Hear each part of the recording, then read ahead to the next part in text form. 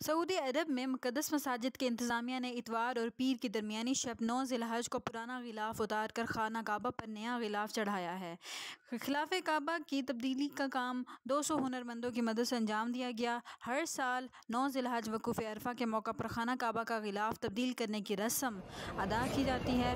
नया गिलाफ़ काबा 4 बराबर पट्टियों और सितारुल बाग पर मुश्तमिल है। खाना काबा की चारों इतराफ़ की पट्टियों को अलग अलग तैयार किया जाता है। तब्दीली के अमल के दौरान पहले एक तरफ का हिस्सा उतारा जाता है, उस पर उसकी जगह नया गिलाफ चढ़ाया जाता है। उसके बाद दूसरा, तीसरा और चौथा हिस्सा उतारा जाता है। इसी तरतीब के साथ नया गिलाफ चढ़ाया जाता है। सबसे पहले अल हतीम की तरफ से गिलाफ़ काबा को खोला जाता है, उसकी जगह नया गिलाफ डाला जाता है।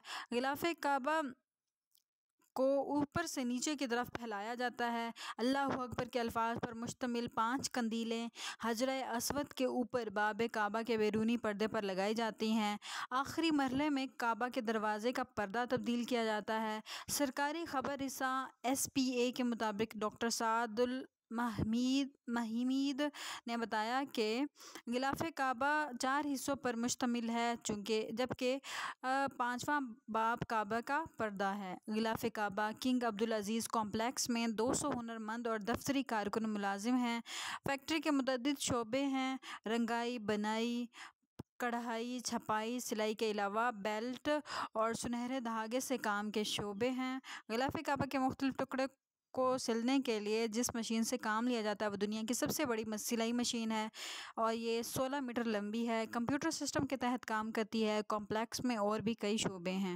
गिलाफ़ काबा की तैयारी में 670 किलोग्राम खालिस रेशम इस्तेमाल होता है। उसे कॉम्प्लेक्स के अंदर स्याह रंग से रंगा जाता है। इसमें 120 किलोग्राम सोने और 100 किलोग्राम चांदी के तार इस्तेमाल होते हैं।